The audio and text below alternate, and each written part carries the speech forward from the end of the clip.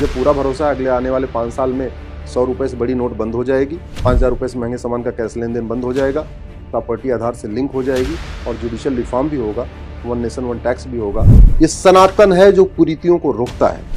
यहाँ लोग जन्नत में जाने के लिए पागल हुए जा रहे हैं, 72 हूर से मिलने के लिए पागल हुए जा रहे हैं। हमारे यहाँ कहते हैं जननी जन्मभूमि से 2014 के बाद लगातार गंभीर प्रयास किए हैं। इसके लिए मैं प्रधानमंत्री जी को धन्यवाद देता हूँ। और वंदे मातरम जोर जोर से होना चाहिए, जय श्री राम जोर जोर से होना चाहिए, राधे श्याम जोर जोर से होना चाहिए। एक मछली तो एक तालाब को गंदा करती है, लेकिन एक किताब पूरी दुनिया को बर्बाद कर सकती है। सड़ी हुई न्यायिक व्यवस्था को बदलना जरूरी है। भारत की पुलिस व्यवस्था और भारत की न्याय व्यवस्था ये सड़ चुकी है। जिस दिन मुझे संसद का रास्ता मिलेगा, संसद में जगह मिलेगी, तो जो बातें मैं सुप्रीम कोर्ट में कहता हूँ यही बातें मैं संसद में कहूंगा। अगर आप योगी जी के कार्यों को देखिए तो वो यूपी में धर्म की जय कर रहे हैं, अधर्म का नाश कर रहे हैं। नमस्कार, मैं हूं आपके साथ नम्रता चौधरी और आप देख रहे हैं एनएमएफ न्यूज। सुप्रीम कोर्ट के धाकड़ वकील, एक बेहतरीन राजनेता और एक ऐसी शख्सियत जो आपसे यानी कि जनता से जुड़े मुद्दों को बहुत प्रमुखता से उठाते हैं, जिनका सीधा सरोकार आपसे ही है, अश्वनी उपाध्याय। नाम तो आपने सुना ही होगा। आज हमारे साथ स्टूडियो में मौजूद हैं और आज हम उनसे तमाम विषयों पर बातचीत करेंगे। सर, सबसे पहले बहुत बहुत स्वागत है। कैसे हैं आप? बहुत बढ़िया, फर्स्ट क्लास। मुझे ये बताइए सर, आज के जमाने में जहां पर लोगों को सिर्फ अपने से मतलब है, लोग पैसे के पीछे भाग रहे हैं, आपको पीआईएल मैन कहा जाता है। 150 से ज्यादा पीआईएल आप दाखिल कर चुके हैं। इनफैक्ट मैंने कहीं पर पढ़ा था जहां पर सीजेआई ने आपसे कहा कि आपके लिए तो अलग से बेंच निकालनी पड़ेगी, बनानी पड़ेगी। तो ये आपको प्रेरणा कहां से मिली और आप जनता के मुद्दों को जिस तरह से उठाते हैं, क्यों उठाते हैं? मुझे ये जानना है। बहुत बहुत धन्यवाद और आपको बहुत बहुत शुभकामनाएं। आपका चैनल इसी तरीके से पूरे देश में जन जागरण करता रहे, उसके लिए मैं आपको धन्यवाद देता हूं। बेसिकली मैं इंजीनियर हूँ। पहले मैं कानपुर में एलमल वेस्वा शूटर बनती थी, उसमें था। फिर मैं हीरो ग्रुप में गया, उसके बाद मैं मारुति में गया। तो मैं आराम से एज ए इंजीनियर अपनी ज़िंदगी में आराम से सुख चैन के साथ था। 8 घंटे की ड्यूटी, उसके बाद घर में बच्चों के साथ मौज मस्ती। मैं पेपर में पढ़ता रहता था कि सुप्रीम कोर्ट में आज ये हुआ, ये हुआ, ये हुआ। तो मुझे ये दिखाई पड़ा कि सुप्रीम कोर्ट में एक पर्टिकुलर आइडियोलॉजी की सारी पीआईएल हो रही है, लेकिन राष्ट्रहित में पीआईएल हो नहीं रही है। तो मैं एक पेपर लेता था, मुझे लगा क्या पता मैं जो पेपर लेता हूँ इसमें वो खबर नहीं छपती हो। तो मैंने 2 पेपर लेना शुरू कर दिया, 3 पेपर लेना शुरू कर दिया और बाद में मैंने 2 इंग्लिश का पेपर, 2 हिंदी का पेपर लगा लिया। इसलिए लगा लिया कि मैं देखूं भाई सुप्रीम कोर्ट में हो क्या रहा है। 1 साल तक वेट किया, लेकिन एक ही आइडियोलॉजी की पीआईएल हो रही थी। उसको आप ये कह सकते हैं वामपंथी जो आइडियोलॉजी है, उसी के लोग पीआईएल फाइल करते थे। राष्ट्रवादी लोग पीआईएल करते ही नहीं थे। फिर मुझे लगा अब खुद ही भगत सिंह बनना पड़ेगा, बगल में तो कोई भगत सिंह आएगा नहीं आएगा। मैंने इंजीनियरिंग छोड़ी थी अपनी। चूँकि लॉ मैंने कर रखा था, मैंने इंजीनियरिंग का कैरियर छोड़ दिया। एक अच्छा कैरियर, बढ़िया फर्स्ट क्लास पैकेज। और उस समय मारुति, अभी तो मारुति सुजुकी हो गई, वो मारुति उद्योग लिमिटेड थी, मतलब गवर्नमेंट की कंपनी थी। वो छोड़ के फिर मैंने पीआईएल फाइल करना शुरू किया। चूँकि मैं मारुति में था, जापान के लोगों के साथ इंटरेक्शन होता था। तो जापान में सबसे अच्छी बात यह है कि हर चीज़ की रूट कॉज एनालिसिस करते हैं, हर समस्या की वो जड़ में जाते हैं। मैंने करीब 10 साल तक रूट कॉज एनालिसिस किया। फिर मुझे समझ में आया कि भारत की 80% समस्याओं का समाधान संसद और सुप्रीम कोर्ट के जरिए हो सकता है। 20% समस्याएं, आपदा आ गई, तूफान आ गया, सुनामी आ गई, जो दैवीय समस्याएं हैं उनको छोड़ के, दैवीय आपदाओं को छोड़ के हर समस्या का समाधान संसद, विधानसभा, सुप्रीम कोर्ट में हो सकता है। लेकिन उस पर चर्चा नहीं होती है, समस्याओं के रूट मूल कारण पे चर्चा नहीं होती, अस्थायी समाधान पे चर्चा नहीं होती।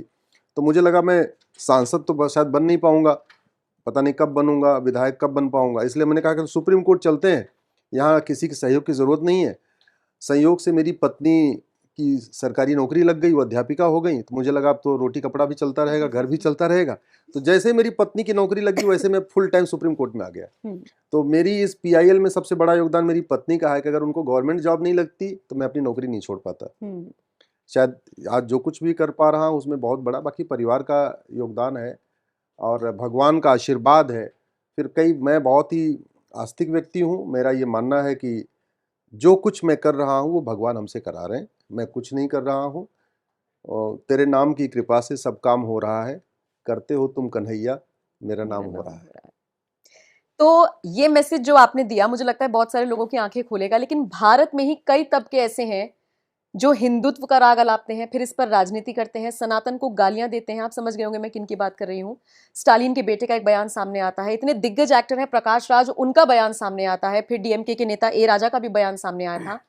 और ये लोग बात करते हैं कि सनातन का उन्मूलन हो जाना चाहिए। मौजूदा दौर में जब मोदी सरकार इस चीज को आगे बढ़ा रही है, हमारी संस्कृति को आगे बढ़ा रही है, और फिर ऐसे में ये बयान सामने आना, एक तरीके से साउथ के लोगों को बरगलाना, एक अलग विचारधारा की तरफ ले जाना, आप इसे किस तरह से देखते हैं? क्योंकि आप भी बहुत पूजा पाठ करते हैं। देखिए, पहली बात तो दुनिया में धर्म तो एक ही है, सनातन धर्म है, बाकी रिलीजन है। रिलीजन का मतलब धर्म नहीं होता। ये हमारे यहाँ बुद्धिजीवियों को पता नहीं क्या हो गया है, वो रिलीजन को धर्म समझते हैं। रिलीजन धर्म नहीं है, भारत धर्म निरपेक्ष नहीं है, भारत रिलीजन न्यूट्रल है, यानी पंथ निरपेक्ष है, धर्म निरपेक्ष नहीं है। अगर भारत धर्म निरपेक्ष होता तो सुप्रीम कोर्ट की जजों की कुर्सियों पे यतो धर्मस् ततो जय ये वाक्य नहीं लिखा होता। सुप्रीम कोर्ट में जितने जज हैं सबकी कुर्सियों पे लिखा है यतो धर्मस् ततो जय, और सारे कोर्ट में बड़े बड़े मोटे अक्षरों में लिखा हुआ है यतो धर्मस् ततो जय। हाई कोर्ट के जज की कुर्सियों पे लिखा रहता है सत्यमेव जयते, और हाई कोर्ट के जज के कमरे में भी लिखा रहता है सत्यमेव जयते। सत्यमेव जयते ये तो धर्मस् ततो जय, ये तो वेद वाक्य है। तो फिर भारत धर्म निरपेक्ष कैसे हो सकता? धर्म नहीं, पंथ निरपेक्ष है। दूसरी बात, जो लोग कह रहे हैं सनातन को खत्म करना, सनातन को खत्म करने का मतलब भारत में संविधान खत्म करना। जहां जहां सनातन खत्म हुआ वहां की स्थिति आप देख लीजिए। अफगानिस्तान में सनातन खत्म हुआ, आज बहन बेटियों की क्या हालत है, स्कूल जाने पे गोली मार दी जा रही है, उनको ऊपर से नीचे तक बुरके में कैद करके रखा हुआ है। सनातन खत्म करने का मतलब 3 तलाक शुरू होना, हलाला शुरू होना, मुता शुरू होना, मिस्यार शुरू होना, तहर्रुस शुरू होना, तलाके हसन शुरू होना। सनातन खत्म करने का मतलब तलाके बाइन शुरू होना, सारी कुरीतियां शुरू हो जाना। ये सनातन है जो कुरीतियों को रोकता है। सनातन खत्म करने का मतलब इक्वलिटी खत्म होना, जस्टिस खत्म होना, लिबर्टी खत्म होना, फ्रेटर्निटी खत्म होना, यूनिटी खत्म होना, नेशनल इंटीग्रेशन खत्म करना। तो एक तरीके से जो कह रहे हैं सनातन को हम खत्म करने के लिए ये हमारा गठबंधन बना है, तो सनातन खत्म हो जाएगा तो भारत में संविधान खत्म हो जाएगा। जहां जहां दुनिया में सनातन खत्म हुआ है वहां एक समान लोगों को नहीं माना जाता। ये सनातन है, इसलिए भारत में सबको बोलने की आजादी है, सबको रहने की आजादी है, सबको सोचने की आजादी है। दुनिया में और किसी रिलीजन में बोलने और सोचने की आज़ादी नहीं है। मैं इसको और क्लेरिफाई कर देता हूँ। दुनिया में 1100 रिलीजन है, ये भारत सनातन धर्म है, इसीलिए यहाँ पे महिलाओं की पूजा होती है। 1100 रिलीजन सनातन के अलावा और जितने, या आप कह लीजिए हिंदू धर्म के अलावा और जितने रिलीजन है, किसी में महिलाओं की पूजा नहीं होती है। किसी भी रिलीजन में महिलाओं को बराबर नहीं ट्रीट किया जाता। हमारे यहाँ बराबर नहीं, हमारे यहाँ ऊपर ट्रीट किया जाता है। हमारे यहाँ कहते हैं जननी जन्मभूमिश्च स्वर्गादप गरीयसी, यानी जननी जो है, जो माता है, वो स्वर्ग से बढ़ के है। यहाँ लोग जन्नत में जाने के लिए पागल हुए जा रहे हैं, 72 हूर से मिलने के लिए पागल हुए जा रहे हैं। हमारे यहाँ कहते हैं जननी जन्मभूमिश्च, की जो जननी है, माता है, स्वर्ग से बढ़ के है। पूरी दुनिया में 200 देश हैं, किसी भी देश में देश को मां नहीं कहते। हमारा भारत इकलौता देश है, चूंकि यहाँ सनातन धर्म चलता है, इसलिए हम भारत माता कहते हैं, भारत पिता नहीं कहते। वेस्ट कंट्रीज में देश को पिता कहते हैं, बाकी और कंट्रीज में देश को कुछ नहीं कहते। भारत इकलौता ऐसा देश है जहां देश को माता कहते हैं। आपको गृहिणी जैसा शब्द दुनिया में 6500 भाषाएं बोली जाती हैं, गृहिणी का पर्यायवाची नहीं मिलेगा। गृहिणी का मतलब, गृह का मतलब घर, ऋणी का मतलब ऋणी। जिसका पूरा परिवार ऋणी हो उसको कहते हैं गृहिणी। ऐसा शब्द दुनिया के 6500 भाषाओं में नहीं है। वसुधैव कुटुंबकम जैसा शब्द दुनिया के 6500 भाषाओं में नहीं है। नारी तू नारायणी, नारी नारायणी है, वो पूजनीय है, ऐसा शब्द, इसका पर्यायवाची दुनिया के 6500 भाषाओं में नहीं मिलेगा। यत नारंती पूज्यते रमनते तत्र देवता, जहां नारी रहती है, वो जहां नारी की पूजा होती है वहां देवता निवास करते हैं। दुनिया में आपको कहीं ऐसा नहीं मिलेगा। और दूसरा एग्जाम्पल, आप सनातन संस्कृति की खूबसूरती को समझिए। हमारे देश में राज्यों के नाम पे राजकुमारियों का नाम होता था, राजकुमार का नहीं। उदाहरण के लिए गंधार राज्य, राजकुमारी गंधारी; कुंतल राज्य, राजकुमारी कुंती; सौमित्र राज्य, राजकुमारी सुमित्रा; कौशल राज्य, राजकुमारी कौशल्या; पांचाल राज्य, राजकुमारी पांचाली। दुनिया में कहीं पे भी किसी राज्य के नाम पे वहां की राजकुमारियों का नाम नहीं होता था। ये भारत इकलौता ऐसा देश है। इसलिए मैं कह रहा हूं सनातन खत्म हो जाएगा, अराजकता आएगी। जहां जहां सनातन नहीं है, चाहे वो सोमालिया है, चाहे वो सीरिया है, चाहे ईरान है, चाहे अफगानिस्तान है, चाहे वो आपका कैकेय, राजा भरत का ननिहाल जहां से माता कैकेयी आई थी, आज वो पाकिस्तान है। क्या क्या उसकी स्थिति हो गई है? दुर्योधन का ननिहाल गंधार जब से अफगानिस्तान बना है, क्या स्थिति है? सनातन घटा, महिलाओं पे अत्याचार बढ़ा। सनातन घटा, वहां पे एकता अखंडता खत्म। पूरी दुनिया में कहीं पे भी राष्ट्र की पूजा नहीं होती। हमारे देश में राष्ट्र देवो भव ऐसा वाक्य है। तो इसलिए कह रहा हूं, जो सनातन को खत्म करना चाहते हैं, इनफैक्ट वो पूरी मानवता को खत्म करना चाहते हैं। जहां जहां सनातन घटा है वहां मानवता घटी है। पीएम मोदी इस दिशा में कैसा काम कर रहे हैं? पिछले 9 साल में आपने देखा, मुझे जहां तक महसूस हुआ, बहुत सारी चीजें बदली हैं। हमने अपनी संस्कृति को और ज्यादा करीब से जाना है, जितना मैं समझ पाई हूं। अब देखिए, सेंगोल बहुत से लोगों को नहीं पता था, लेकिन जिस तरीके से स्थापित हुआ, तो फिर हम लोगों ने पढ़ा। आज की यूथ की जनरेशन ने उस चीज को पढ़ा, समझा, इसका इतिहास जाना, नेहरू से उसका क्या कनेक्शन था, सब चीजों को समझा।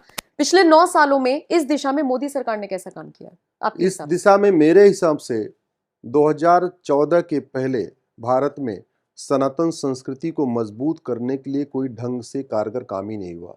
यहाँ पे आईआईटी बनी, आईआईएम बना, मेडिकल कॉलेज खुले, फला फला फला हुए, सड़कें बनी, गलियां बनी, मोहल्ले बने, ये तो हुए।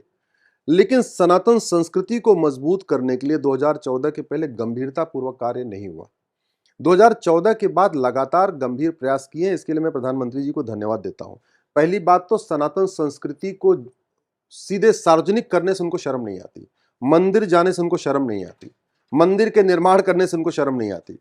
12 ज्योतिर्लिंग थे हमारे, 12 में से सोमनाथ को दिव्य और भव्य बनाया नरेंद्र मोदी जी ने, काशी को दिव्य और भव्य बनाया नरेंद्र मोदी जी, महाकाल को दिव्य और भव्य बनाया नरेंद्र मोदी जी ने, ओंकारेश्वर दिव्य और भव्य बन रहा है, मोदी जी ने बनाया।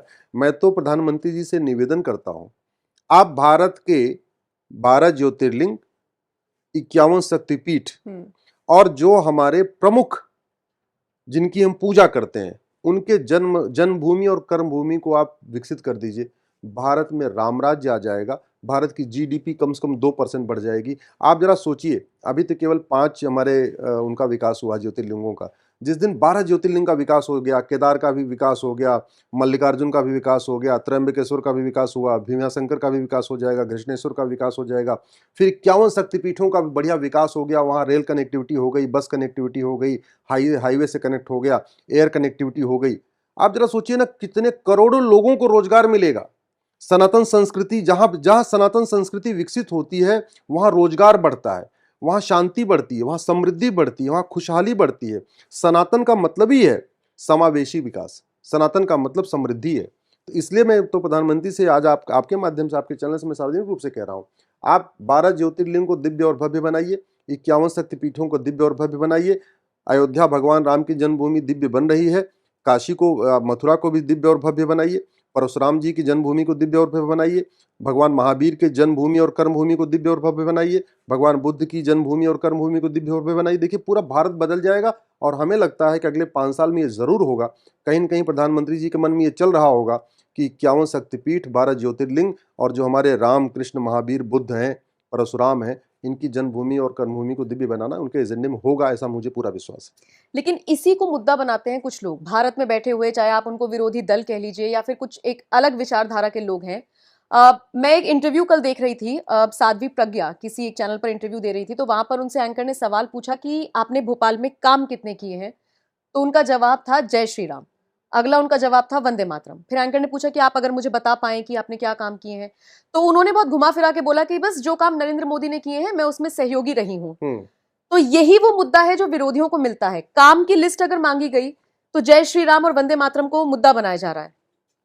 इसे लेके आप क्या कहेंगे? विकास, आप केजरीवाल को देख लीजिए, वो भी यही चीज कहते हैं कि स्वास्थ्य व्यवस्थाओं पर ध्यान नहीं है। कार्य बिल्कुल अलग है और वंदे मातरम बिल्कुल अलग है। जितना जरूरी है कार्य, उससे ज्यादा जरूरी है जय श्री राम। जितना जरूरी है सड़क का निर्माण, उससे ज्यादा जरूरी है वंदे मातरम। जितना जरूरी है एयरपोर्ट का निर्माण, उससे ज्यादा जरूरी है भारत माता की जय कहना। ये दोनों अलग अलग हैं। ऐसा नहीं होना चाहिए कि ये होना चाहिए, ये नहीं होना चाहिए, दोनों होना चाहिए। और वंदे मातरम जोर जोर से होना चाहिए, जय श्री राम जोर जोर से होना चाहिए, राधे श्याम जोर जोर से होना चाहिए, सिया राम जोर जोर से होना चाहिए। भारत में नहीं होगा तो दुनिया में कहां होगा? देखिए, जिस बात की मैं लड़ाई लड़ रहा हूं, मेरा यह कहना है कि भारत स्वतंत्र तो हो गया है लेकिन संप्रभु नहीं हुआ। स्वतंत्र भारत का मतलब कि शासन व्यवस्था बदल गई। पहले अंग्रेज यहां के राज किया करते थे, अब भारत के लोग राज कर रहे हैं। लेकिन संप्रभु भारत का मतलब क्या हुआ? संप्रभु भारत का मतलब न गुलामी का नाम हो, न गुलामी का निशान हो, न गुलामी की भाषा हो, न गुलामी का रीति रिवाज हो, न गुलामी की परंपरा हो, न गुलामी का टैक्स सिस्टम हो, न गुलामी का पुलिस सिस्टम हो, न गुलामी का जुडिशियल सिस्टम हो, न गुलामी का एडमिनिस्ट्रेटिव सिस्टम हो। सब कुछ भारत का होना चाहिए। गांधी जी यही कहते थे कि हमें स्वतंत्र भारत नहीं, संप्रभु भारत बनाना है। हमें स्वराज नहीं, हमें स्वराज चाहिए, हमें अपनी चाहिए। आज भी आप जरा देखिए कि जब जब किसी विदेशी चीज को दूर करने की बात होती है तो so called secular liberal intellectuals उसके खिलाफ आवाज उठाना शुरू करते हैं। मैंने एक पीएल फाइल किया था यहाँ पे सुप्रीम कोर्ट में, बाद में कोर्ट ने बोला हमारा काम नहीं है। हमने कहा कि जिन स्थानों का वर्णन वेद पुराण में है वो एग्जिस्ट नहीं करते, जिनका वर्णन गीता रामायण में है वो आज की डेट में एग्जिस्ट नहीं करते, जिनका वर्णन बाइबल में है वो एग्जिस्ट करते हैं, जिनका वर्णन कुरान में एग्जिस्ट करते हैं, लेकिन जिनका वर्णन हमारे वेद पुराण में एग्जिस्ट नहीं करते। इसलिए हमारे बच्चों को यह सिखाया जा रहा है कि रामायण एक काल्पनिक घटना है, महाभारत एक काल्पनिक घटना है। कैसे? पांचाली जहां पैदा हुई द्रौपदी, वो पांचाल राज्य था। वो पांचाल राज्य को आप पूरे भारत में ढूंढिए आपको नहीं मिलेगा। क्यों? क्योंकि एक फरूख नाम का लुटेरा गया, उसने पांचाल को फरुखाबाद बना दिया। पांडवों ने 14 साल का जो वनवास किया, उसके बाद 1 साल का अज्ञातवास किया था। अज्ञातवास उन्होंने विराट में किया था। अब विराट को आप पूरे भारत में ढूंढिए, विराट आपको नहीं मिलेगा। क्यों? क्योंकि वहां होशियार खान नाम का लुटेरा गया, उसने विराट को होशियारपुर बना दिया। भगवान परशुराम के पिताजी का जहां आश्रम था उस स्थान को कहते थे जमदग्निपुरम। जौना खान नाम का लुटेरा गया, उसने जमदग्निपुरम को जौनपुर बना दिया। भगवान कृष्ण ने 5 गांव मांगे थे, वो 5 गांव आप भारत में आपको नहीं मिलेगा। तिलप्रस्थ उन्होंने मांगा, वो फरीदाबाद कहलाता है। गजप्रस्थ उन्होंने मांगा, वो गाजियाबाद कहलाता है। इंद्रप्रस्थ उन्होंने मांगा, वो दिल्ली कहलाता है। सोनप्रस्थ उन्होंने मांगा, वो सोनीपत कहलाता है। पानप्रस्थ उन्होंने मांगा, पानीपत कहलाता है। तो अब वो 5 गांव जिनका महाभारत में वर्णन है आपको एग्जिस्टिंग मिलेंगे नहीं आपको। तो इसलिए हमारे बच्चों को सिखाया जाता है रामायण एक काल्पनिक घटना, महाभारत एक काल्पनिक घटना है, जबकि सब कुछ एग्जिस्ट करता है, नाम बदल दिया गया। तो इसलिए मैं कह रहा हूं गुलामी के नाम को बदलना जरूरी है, गुलामी के निशान को मिटाना जरूरी है। गुलामी की जो भाषा बढ़ती जा रही है, जो अंग्रेजी बोले वो इंटेलेक्चुअल, जो हिंदी बोले वो अनाड़ी, या ऐसी वो जो मतलब हिंदी बोले इसका मतलब उसके बाद बुद्धि विवेक ही नहीं है। अंग्रेजी बोल दे, चाहे टूटी फूटी बोले, चाहे घटिया बोले, वो बड़ा भाई इंटेलेक्चुअल है। हिंदी वाला अखबार पढ़ने वाला लगता है अरे ये तो हिंदी वाला है। हाँ, अंग्रेजी वाला अखबार पढ़ ले तो लगे बहुत बढ़िया, इसके घर में अंग्रेजी वाला अखबार। मैं तो बहुत सारे ऐसे लोगों को जानता हूं उनको अंग्रेजी नहीं आती, लेकिन अंग्रेजी का पेपर मंगाते हैं अगल बगल टशन मारने के लिए, भाई हम तो थोड़ा इंटेलेक्चुअल आदमी है, ऐसे करते हैं। ये माहौल हो गया। तो ये जो गुलामी का जो दिमाग, जो गुलामी बैठी हुई है ना, प्रधानमंत्री मोदी ने उस गुलामी को हटाया। वो कहीं पे भी जा रहे हैं धड़ाधड़ हिंदी बोल रहे हैं। वो संयुक्त राष्ट्र में भी हिंदी बोल रहे हैं, G20 में भी हिंदी बोल रहे हैं। और सबसे बड़ी बात है कि अब तो इंडिया भी लगभग एकदम तोड़ रहा है, भारत आ रहा है, भारत आगे बढ़ रहा है, इंडिया बढ़ रहा है। बिल्कुल।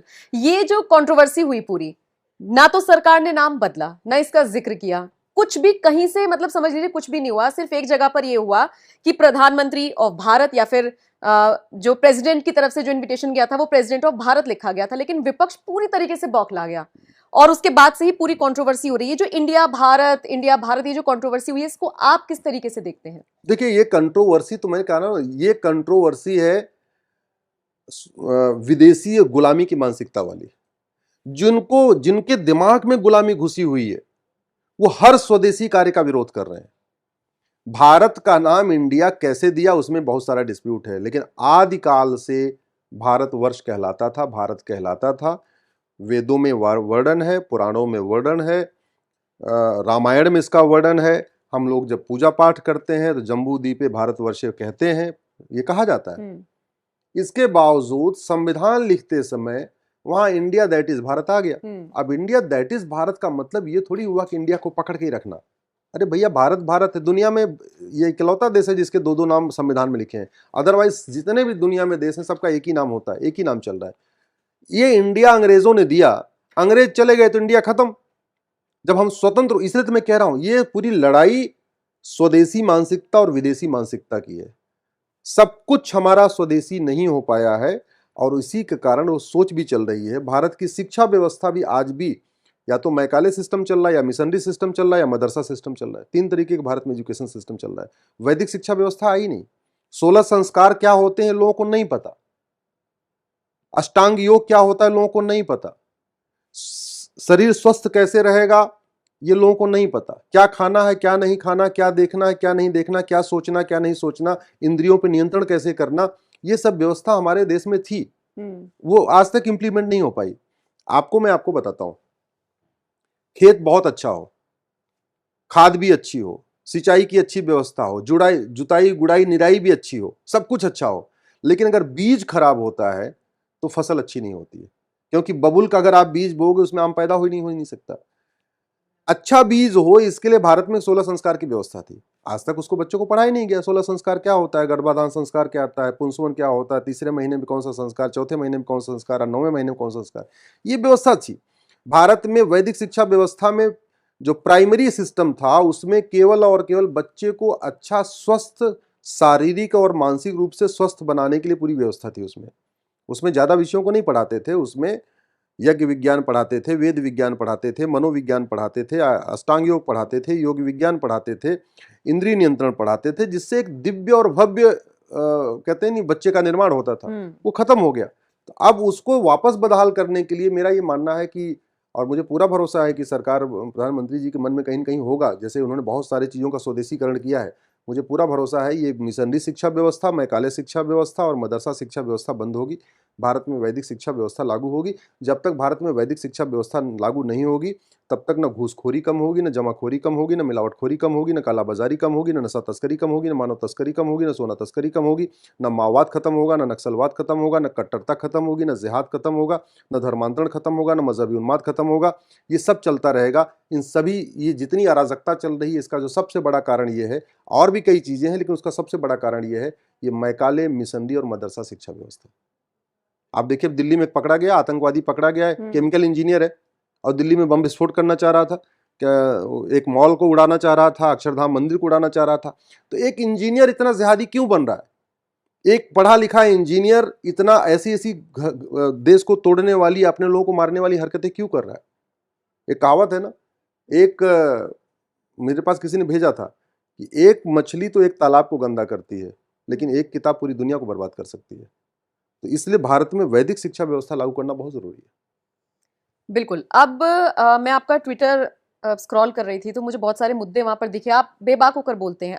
आप बोलते हैं कि यूसीसी की बात तो हर कोई करता है, लेकिन यूनिफॉर्म सिटीजनशिप कोड की बात कोई नहीं करता। ये क्या है, आप हमारे दर्शकों को बताएंगे? और आप इसकी मांग क्यों उठा रहे हैं? किस तरीके से ये फायदेमंद होगा? क्या है, क्या बेसिकली? देखिए, मैं जो कुछ कहता हूं वो सब संविधान के दायरे में कहता हूं, संविधान से बाहर में कभी नहीं जाता। यूसीसी यानी यूनिफॉर्म सिविल कोड आर्टिकल 44 है। उसके बहुत पहले एक आर्टिकल 11 है। आर्टिकल 11 कहता है कि भारत में एक सिटीजनशिप कोड होना चाहिए। सिटीजनशिप कोड, मेरा ये मानना है कि यूसीसी से कम 100 गुना ज्यादा जरूरी है सिटीजनशिप कोड। पूरी दुनिया में, अमेरिका में, फ्रांस में, सिंगापुर में, जापान में, हर जगह सिटीजनशिप कोड है।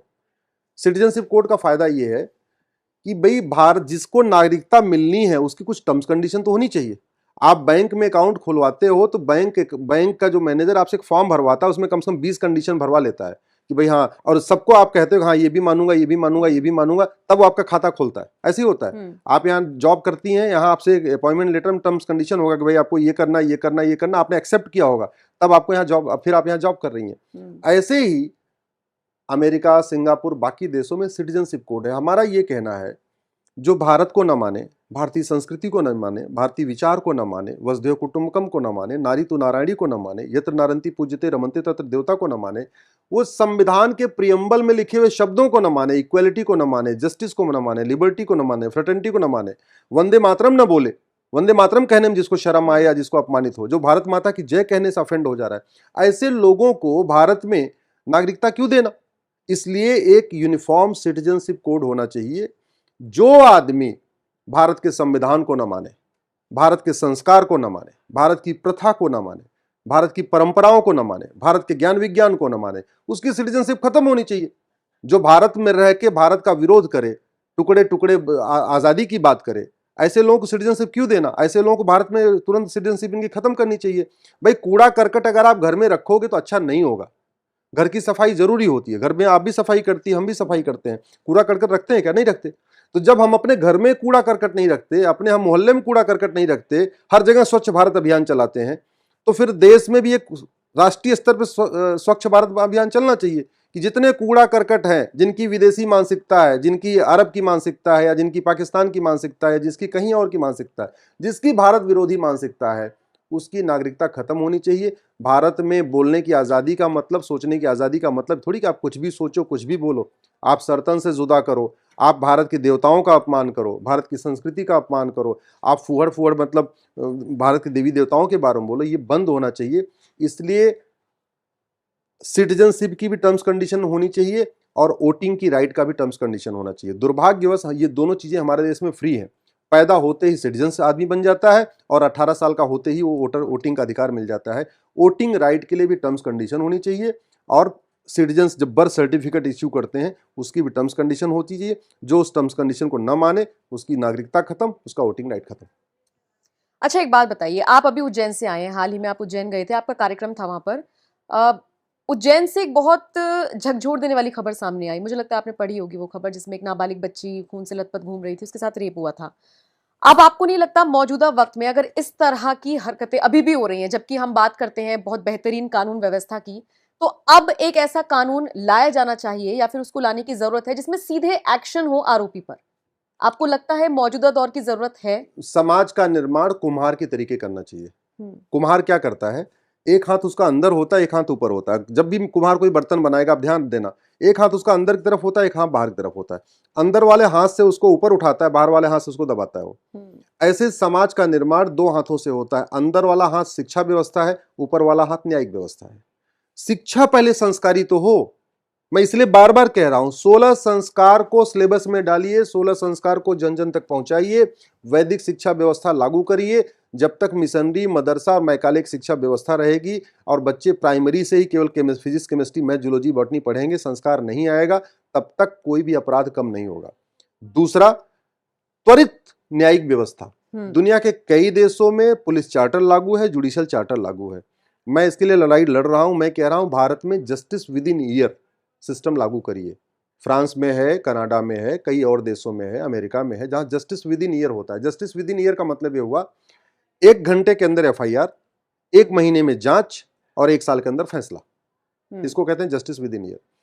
आप कोई एक व्यक्ति गलती करे मोहल्ले में, आप उसके 1 साल के अंदर सजा दे दीजिए, तो आप ये मान लीजिए कि आपने कम से कम 10 और गुंडे पैदा होने से रोक दिए।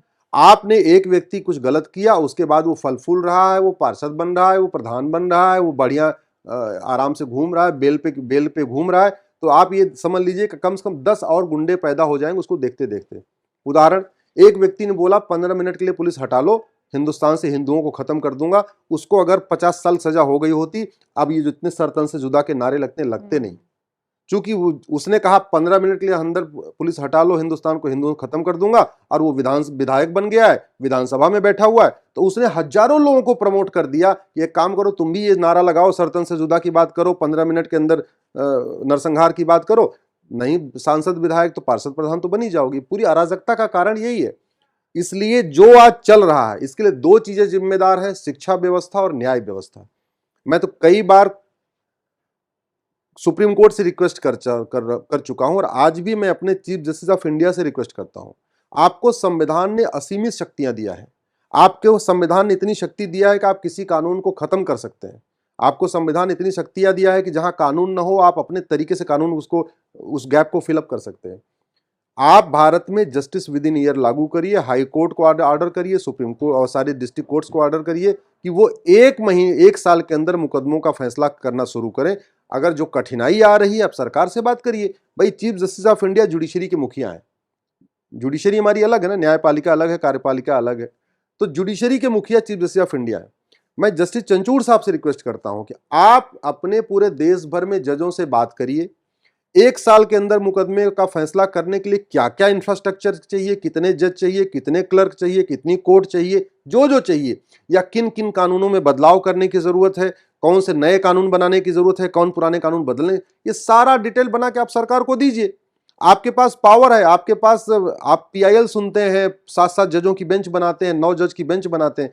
हम कह रहे हैं एक बार 5 जजों की बेंच इस पे बनाइए, जस्टिस विद इन ईयर पे, और जितने आपके पास सेशन आते हैं, हाई कोर्ट से सेशन आते हैं, डिस्ट्रिक्ट कोर्ट, सारे सेशन लेके प्राइम मिनिस्टर से बात करिए, सीधे 1 to 1 बैठ के बात करिए। बात करके उनको अपना प्रस्ताव दे दीजिए कि भाई हमको 1 साल के अंदर न्याय करने के लिए हमको इतना सामान चाहिए, इतना बजट चाहिए, हमको इतने जज चाहिए, इतने क्लर्क चाहिए, इतना क्लरिकल स्टाफ चाहिए, जो भी चाहिए, इतना इंफ्रास्ट्रक्चर चाहिए।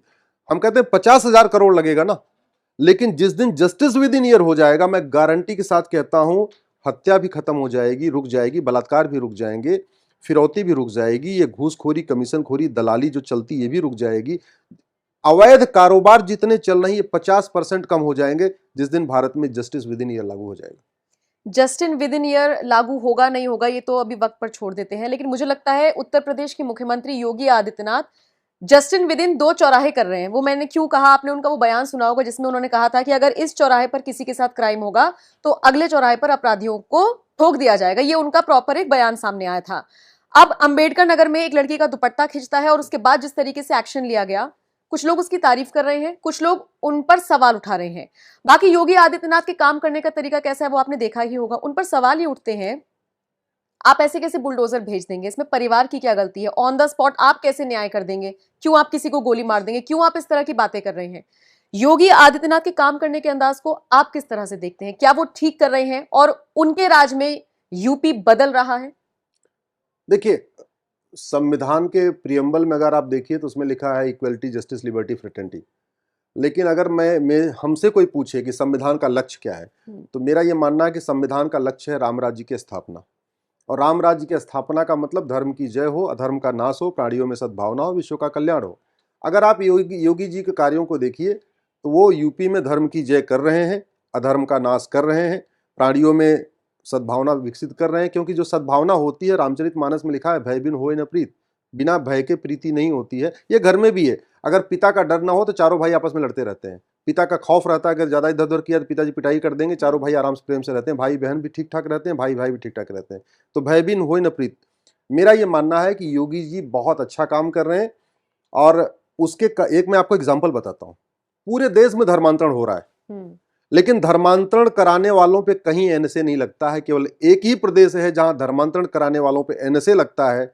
आप गूगल कर लीजिएगा, अभी गाजियाबाद के पुलिस कमिश्नर से पुलिस ने भी एनएसए लगाया है। एक आदमी ने वो गेम के जरिए जिहाद किया था, कन्वर्जन कराया था, उस पर एनएसए लगाया।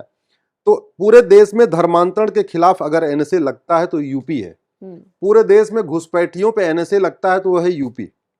पूरे देश में जिहादियों पे कहीं एनएसए लगता है तो यूपी। इसलिए मैं उनको धन्यवाद दूंगा, क्योंकि वो अधर्म का नाश करने के लिए पुरजोर ताकत लगा रहे हैं। लेकिन मेरा ये मानना है कि वो कहते नहीं, ड्राइवर बहुत अच्छा हो, गाड़ी अगर खराब हो तो यात्रा सुरक्षित नहीं होती है। डॉक्टर बहुत अच्छा हो, दवा घटिया हो तो शरीर स्वस्थ नहीं रहता। तो योगी जी बहुत अच्छा काम कर रहे हैं, लेकिन कहीं कानूनों में खामियां हैं। उसका फायदा ये जो असामाजिक तत्व उठाते हैं। तो समय आ गया है कि 1950 से पहले बने सारे कानूनों को खत्म किया जाए, पुलिस रिफॉर्म किया जाए, जुडिशियल रिफॉर्म किया जाए, इलेक्शन रिफॉर्म किया जाए, एजुकेशन रिफॉर्म किया जाए, भारत में वैदिक शिक्षा व्यवस्था, गुलामी की चीजें खत्म हो, हर व्यवस्था का भारतीयकरण हो, भारत में अपने आप राम राज्य आ जाएगा। खालिस्तानियों से कैसे निपटेगी सरकार? उनसे निपटने के लिए क्या करना चाहिए? सोचिए, एक खालिस्तानी आतंकवादी के लिए 2 देशों में उनके संबंध बिगड़ गए और सब जानते हैं खालिस्तानियों का एजेंडा क्या है। और ऐसे में भारत सरकार ने, हालांकि मैंने अभी कहीं पे पढ़ा था कि एक्शन लिया है, अब उनका वीजा कैंसिल किए जाएंगे ताकि वो बाहर बैठकर जो सारी चीजें कर रही हैं वो भारत में अप्लाई ना हो सके, वो यहाँ पर आ ना सके। लेकिन इनका दी एंड कैसे किया जा सकता है? देखिए, अगर कोई गाड़ी चल रही है उसको रोकने का 2 ही तरीका है, या तो पहिया पंचर कर दीजिए, उसका पेट्रोल की पाइप खोल दीजिए। पेट्रोल की पाइप खत्म खोल दीजिए, गाड़ी अपने आप बंद हो जाएगी। ये जितना भी खालिस्तानी मूवमेंट है, और केवल खालिस्तानी नहीं, मैं उसको और आगे बढ़ा देता हूं, चाहे माओवाद है, चाहे नक्सलवाद है, चाहे जिहाद है, चाहे धर्मांतरण, देश विरोधी, भारत विरोधी जितनी भी गतिविधियां हैं, भारत विरोधी जितने भी मूवमेंट चल रहे हैं, इन सब की विदेशी फंडिंग होती है। और उस फंडिंग के लिए कांग्रेस ने कानून बनाया था 2010 में, उसको कहते हैं एफसीआरए। उस एफसीआरए में सरकार ने बहुत बदलाव किया है, करीब 2.5-3 लाख एनजीओ का लाइसेंस भी कैंसिल किया है। लेकिन मेरा यह मानना है कि अभी भी चूंकि वो कानून जिंदा है एफसीआरए, उसका फायदा इनको खालिस्तानियों को भी मिल रहा है, नक्सलियों को भी मिल रहा है, माओवादियों को भी मिल रहा है, मिशनरियों को भी मिल रहा है, जिहादियों को मिल रहा है। सरकार को तत्काल एफसीआरए कानून खत्म करना चाहिए। और फिर बात वही आई, एक व्यक्ति भारत के खिलाफ कुछ काम करे, आप 1 साल के अंदर उसको फांसी दे दीजिए, खौफ पैदा हो जाएगा, भय बिन होय न प्रीत। दुर्भाग्यवश हमारे देश में 84 में सिख दंगा हुआ था, आज तक सिख दंगा कराने वालों में किसी को भी आजीवन कारावास फांसी नहीं हुआ। 1990 में कश्मीर में नरसंहार हुआ था, किसी नरसंहार करने वालों को, यासीन मलिक अभी बाहर बैठा हुआ, बिट्टा कराटे बाहर बैठा हुआ, किसी को सजा आजीवन कारावास फांसी हुई क्या? सड़ी हुई न्यायिक व्यवस्था को बदलना जरूरी है। भारत की पुलिस व्यवस्था और भारत की न्याय व्यवस्था ये सड़ चुकी है, यहां केवल तारीख पे तारीख मिलती है। भारत की पुलिस व्यवस्था और न्यायिक व्यवस्था पूरी तरीके से भ्रष्टाचार से लिप्त हो चुकी है। थाने दलाली के अड्डे बन चुके हैं, तहसील कमीशन खोरी का अड्डा बन चुका है, डिस्ट्रिक्ट कोर्ट में जब खूब जम के वहां पे न्याय बिक रहा है। न्याय, इसके लिए भारत को सुधारने के लिए न्यायिक व्यवस्था को बदलना पड़ेगा। और भ्रष्टाचार के खिलाफ कठोर कानून बनाना पड़ेगा। भ्रष्टाचार के खिलाफ दुनिया के कई देशों में फांसी दी जाती है, कई देशों में आजीवन कारावास किया जाता है। अभी सिंगापुर में कुछ दिन पहले एक व्यक्ति के पास 900 ग्राम गांजा मिला था, उसको फांसी दे दिया। अभी चीन में एक व्यक्ति ने किसी से 2 लाख युआन घूस ले लिया था, कंपनी का जीएम था, उसको फांसी दे दिया। फांसी का खौफ रखना बहुत जरूरी है। जैसे अग्नि मिसाइल हमने बनाया है, रोज चलाई थोड़ी जाती, बस बना डराने के लिए रखते हैं। परमाणु बम चलाने के लिए नहीं बनाया जाता, डराने के लिए बनाया जाता है। ऐसे जो फांसी वाला कानून, ये डराने के लिए बनाया जाता है। अब हमने इसमें रेप वाले केस में, पॉक्सो में जो बच्चियों के साथ होता है, उसमें फांसी कानून बना तो दिया, लेकिन हो कहाँ रहा है? मुकदमा 30 साल चल रहा है, 40 साल चल रहा है। इसलिए जुडिशियल रिफॉर्म जरूरी है, जस्टिस विद इन ये जरूरी है। खालिस फंडिंग, विदेशी फंडिंग खत्म कर दीजिए और भारत के अंदर का जो ब्लैक मनी खत्म कर दीजिए। ये सारा आपका खालिस्तानी मूवमेंट भी खत्म हो जाएगा, माओवाद नक्सलवाद खत्म हो जाएगा, जिहाद जो बड़े पैमाने पर हो रहा है खत्म हो जाएगा, सड़क के किनारे जो अवैध निर्माण होते हैं ये भी रुक जाएंगे। अच्छा, चूंकि आप बीजेपी से जुड़े हुए हैं तो बीजेपी के कुछ फायर ब्रांड नेता हैं, जैसे जिनको हम जानते हैं, योगी आदित्यनाथ हो गए, असम की मुख्यमंत्री हिमंता बिस्वा शर्मा हो गए, तेजस्वी सूर्या हो गए। इनको फायर ब्रांड इनके नाम के आगे लगता है। आने वाले वक्त में जिस तरीके की, चूंकि आप बात करते हैं, अपनी बातों को प्रमुखता से रखते हैं, एक तेज आपके चेहरे पर दिखता है, क्या हम आने वाले वक्त में ये कह सकते हैं बीजेपी के फायर ब्रांड नेता अश्वनी उपाध्याय, कोई बड़ी जिम्मेदारी आपको मिल सकती है? देखिए, बड़ी जिम्मेदारी देना न देना ये तो देने वालों के हाथ में है, मैं तो लेने वाला हूँ। आप लेने वाले हैं, चाहते हैं? स्वाभाविक सी बात है कि प्रसाद अगर किसी को मिलेगा तो प्रसाद क्यों नहीं लेगा, मैं उसको प्रसाद मान के ले लूंगा। अभी मेरे पास सुप्रीम कोर्ट में एज ए वकील में लड़ रहा हूँ। जिस दिन मुझे संसद का रास्ता मिलेगा, संसद में जगह मिलेगी, तो जो बातें मैं सुप्रीम कोर्ट में कहता हूँ यही बातें मैं संसद में कहूंगा। मेरा ये मानना है, सरकारें आएंगी जाएंगी, पॉलिटिकल पार्टियां आएंगी जाएंगी, सरकारें बदलती रहेंगी। व्यवस्था को बदलना बहुत जरूरी है, संविधान को लागू करना जरूरी है, भारत में राम राज्य की स्थापना करना बहुत जरूरी है, भारत में सनातन धर्म को मजबूत करना बहुत जरूरी है। और मैं क्यों बार बार सनातन कहता हूं, सनातन को कमजोर करने के लिए इंटरनेशनल साजिश चल रही है। विदेशों से फंडिंग भी आ रही है, धर्मांतरण भी हो रहा है, घुसपैठ भी हो रहा है, जिहाद भी हो रहा है, सरतन से जुदा किनारे। और सनातन को खत्म करने की जो सबसे बड़ा अभी प्रयास हुआ है, कल हुआ है कि बिहार में जातिगत जनगणना हो गई। जहां जहां जातियों, ये क्या करते हैं भाई, आप जरा इनका पूरा नेक्सस देखिए। उसने बोला सनातन को खत्म करेंगे, सनातन को खत्म करेंगे, सनातन को खत्म करेंगे। हमारा अलायंस बना ही सनातन को खत्म करने के लिए। सनातन को खत्म करने का सबसे बढ़िया तरीका है, इसको बांट दीजिए। यादव अलग हो गए, पटेल अलग हो गए, ये अलग हो गए, वो अलग हुए, ब्राह्मण अलग, भूमिहार अलग, क्षत्रिय अलग, श्रीवास्तव अलग, कायस्थ अलग, बनिया अलग, खेत अपना मारवाड़ी अलग, गुजराती अलग। इनको बांट दीजिए, अलग अलग टुकड़े में बांट दीजिए, उसके बाद एक एक करके सबको काटते रहिए। यही तो हुआ है अफगानिस्तान में। सनातन धर्म जो खत्म किया, ऐसे ही किया है। पहले ब्राह्मणों को मारा, बाकी देखते रहे लोगों का, अच्छा केवल ब्राह्मण को मार रहे। ब्राह्मण जब खत्म कर लिया, फिर क्षत्रियों को मारना शुरू किया, फिर बाकी देखते रहे। जब क्षत्रिय खत्म हो गए, वैश्यों को खदेड़ना शुरू किया अफगानिस्तान से। जब वैश्य खत्म हो गए, फिर बाकी लोग खदेड़ना शुरू कर दिया। अभी तो सिखों को खदेड़ के बाहर निकाल दिया, कोई अफगानिस्तान में बचा ही नहीं। सेम ही सिचुएशन पाकिस्तान में हुई है। पहले एक एक भाई टुकड़े टुकड़े में बांट दीजिए, उसके बाद एक एक जाति को टारगेट करके मारना शुरू करिए, और एक मरेगा, बाकी आराम से देखते रहे, अच्छा ये हमारा नहीं, हमारा नहीं। सेम यही सिचुएशन बांग्लादेश में हुई, सेम यही पाकिस्तान में हुई। और भारत के अंदर क्या सिचुएशन है आपको पता है? 9 राज्यों में हिंदू खत्म हो चुके हैं। उन 9 राज्यों में सेकुलरिज्म काम नहीं करता, उन 9 राज्यों में संविधान काम नहीं करता, उन 9 राज्यों में गंगा जमनी तहजीब काम नहीं करती। जिन 9 राज्यों में हिंदू खत्म हो गए हैं, वहां वसुधैव कुटुंबकम काम नहीं करता, नारी तू नारायणी का भाव खत्म हो चुका है, यत्र नारंती पूज्यते खत्म हो चुका है, वहां महिलाओं की सेकंड क्लास सिटीजन बन चुकी है। 200 जिलों की डेमोग्राफी बदल चुकी है भारत में। 750 जिले हैं, उसमें से 200 जिलों की डेमोग्राफी बदल चुकी है। भारत में 300 तहसीलों की डेमोग्राफी बदल चुकी है। भारत के बॉर्डर पे जितनी तहसीलें, सबकी डेमोग्राफी बदल चुकी है। आप चाहे उत्तर प्रदेश का जो नेपाल के बॉर्डर वाला जितनी तहसीलें हैं, जितने जिले हैं, उनका डेमोग्राफी देख लीजिए। असम के बॉर्डर और बॉर्डर पे जितनी भी तहसीलें जिले, उनकी डेमोग्राफी बदल चुकी है। बंगाल का मुर्शिदाबाद वाला जो बॉर्डर है, उसका पूरा देख लीजिए, खत्म हो चुकी है। गुजरात के कच्छ और भरूच की पूरी डेमोग्राफी बदल चुकी। हमारे भारत के किनारे किनारे 200 जिले हैं जो बॉर्डर को टच करते हैं, 300 तहसीलें हैं जो बॉर्डर को टच करती हैं। इन 200 जिलों और 300 तहसीलों की डेमोग्राफी बदल चुकी है। और अगर राज्यवार देखिए तो कश्मीर की डेमोग्राफी बदल चुकी है, नागालैंड की बदल चुकी है, मिजोरम की बदल चुकी है, लक्षद्वीप की बदल चुकी है, मेघालय की बदल चुकी है, मणिपुर में आप देख लीजिए डेमोग्राफी बदल गई, हिंसा शुरू। शांति, जहां जहां सनातन है, सनातनी लोग हैं, वहां शांति है। जैसे सनातनी खत्म होते हैं, अशांति बढ़ जाती है। उदाहरण कश्मीर है, उदाहरण मणिपुर है, उदाहरण बंगाल है। ये आपके सामने है। अच्छा, अब देखिए होता क्या है कि हमारे जो देश के युवा हैं, जो नौजवान हैं, वो भविष्य है हमारा।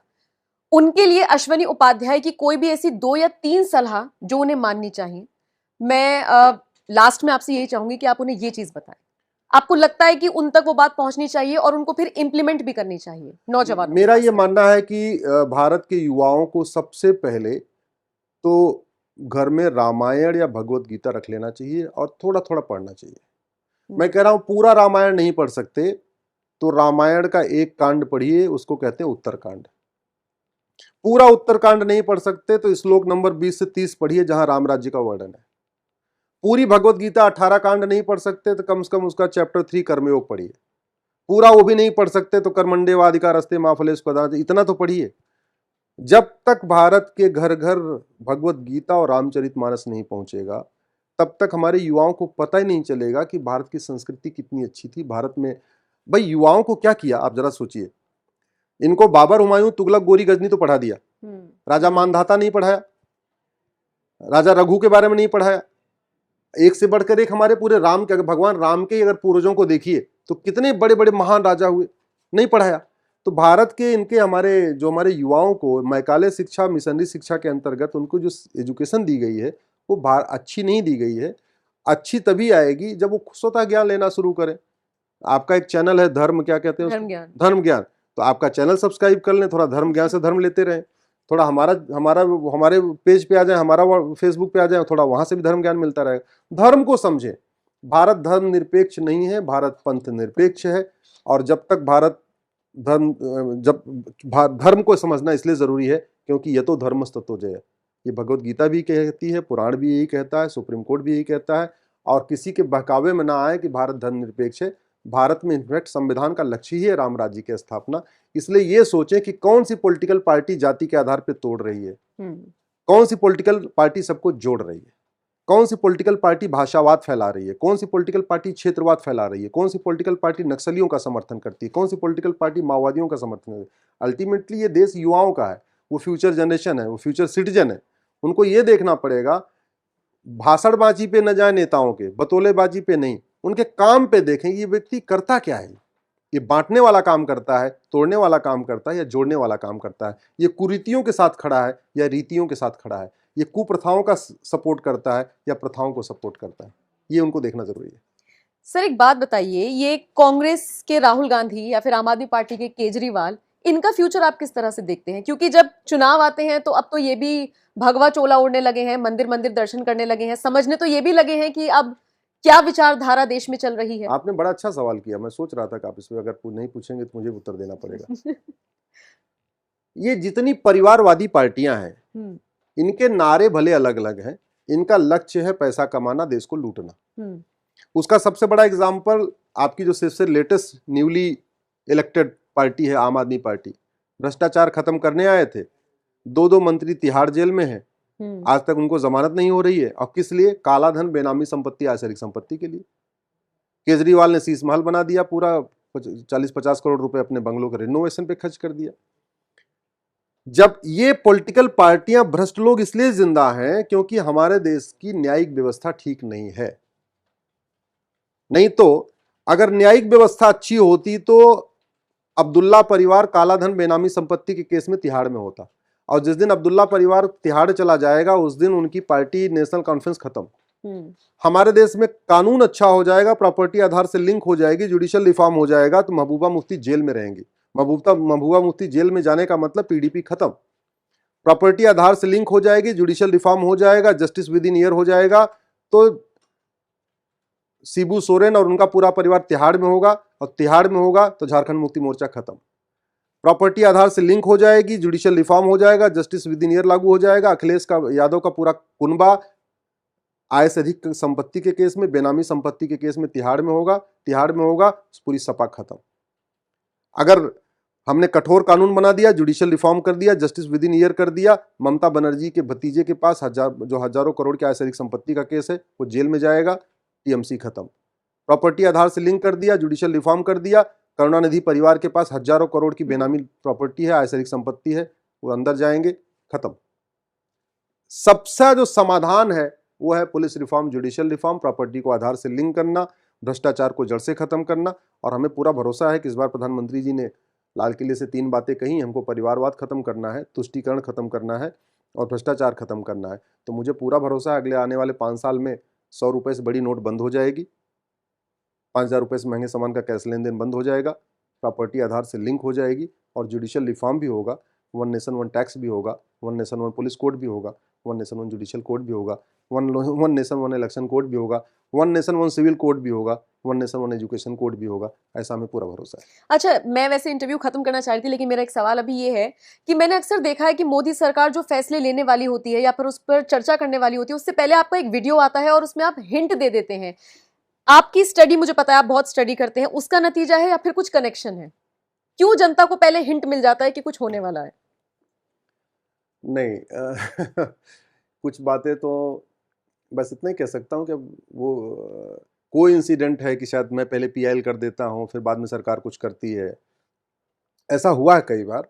जैसे मैंने पिछले साल पहले जनवरी में मैंने पीआईएल फाइल किया मुफ्तखोरी के खिलाफ, और जुलाई में प्रधानमंत्री जी ने मुफ्त की रोड़ी पे उन्होंने स्पीच में कह दिया, तो कोई इंसिडेंट है।